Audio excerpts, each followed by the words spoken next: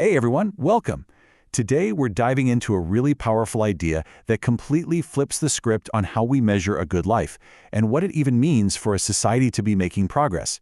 It's called the capability approach, and trust me, it forces us to look way beyond the usual numbers. All right, so let's get right into it by tackling a massive assumption, one that pretty much drives global policy. This idea that more money automatically equals a better life. You know, for decades, we've used these big economic numbers like GDP, gross domestic product, as the main report card for how a country's doing. But does the nation's bank account really tell us how well its people are actually living? Okay, so check this out. This data from back in the early 1980s is, well, it's pretty eye-opening. You've got countries like Brazil and Mexico with about 7 times the wealth per person as Sri Lanka. So you'd expect them to be doing way better, right? But look at the life expectancy. People in Sri Lanka with way less money were living significantly longer. That's a huge disconnect.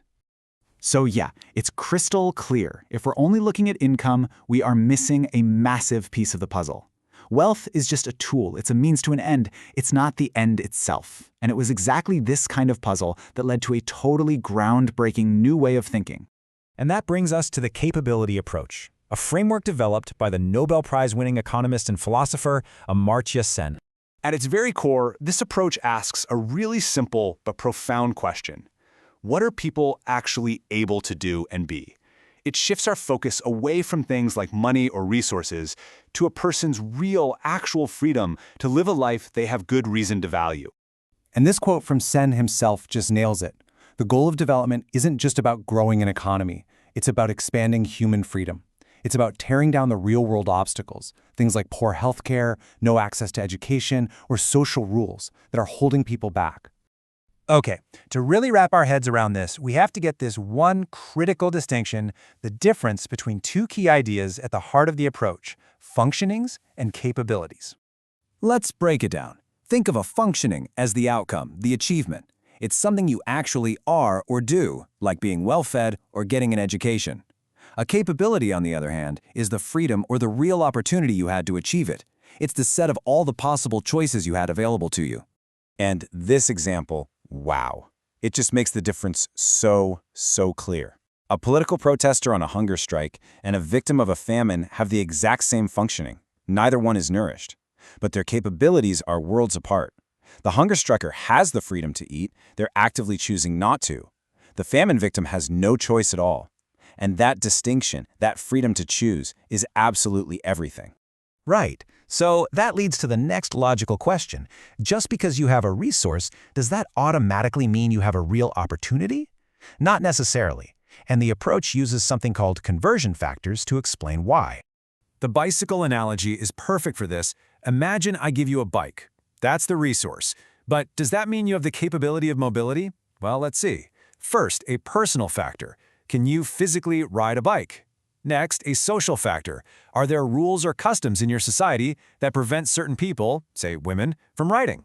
And finally, an environmental factor. Are there even safe roads to ride on? You see, it's only when all those factors line up that the bike, the resource, actually becomes a real freedom.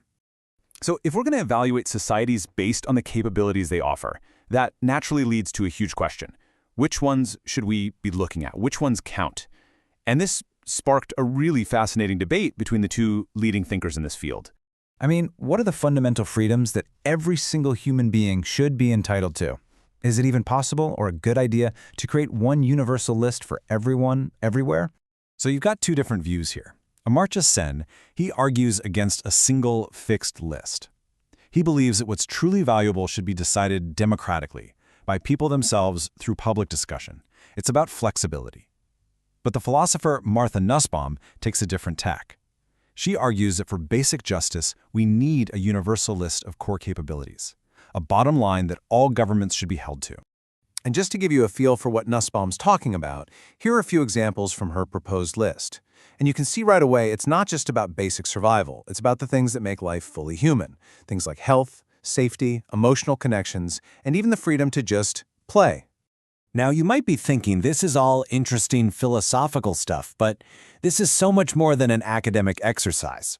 The capability approach has had a massive, tangible, real-world impact on how we think about global development. You can actually see the journey from idea to action here. Sen develops the framework in the 80s. Then, bam, in 1990, the United Nations adopts this very thinking as the basis for its Human Development Reports. This led directly to the Human Development Index, or HDI. So today, whenever you see those country rankings based on health, education, and standard of living, and not just money, yep, you're looking at the capability approach in action. And this quote just sums up the whole paradigm shift perfectly. The real goal of development, the true measure of progress, is whether people are actually more free to live the lives that they choose. So, I want to leave you with this final question to think about. Let's bring it right back home. Forget the global policies for just a second. In your own community, right where you live, what capabilities, what real freedoms do you think are the most essential for people to really flourish?